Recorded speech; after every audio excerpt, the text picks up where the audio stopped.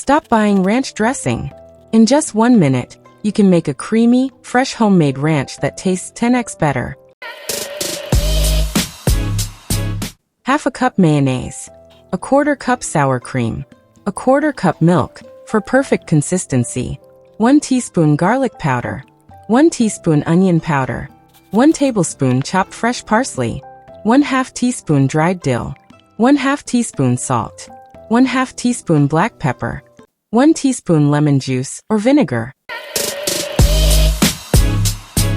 First, take a medium bowl and add mayonnaise and sour cream. Now pour in milk and whisk until the mixture becomes smooth and creamy. Next, add garlic powder, onion powder, dried dill, salt, and black pepper.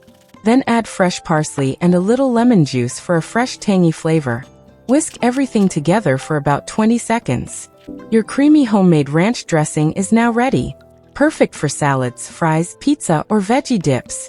Try this recipe at home and tell me in the comments how it turned out. And don't forget to like and subscribe for more quick and delicious recipes.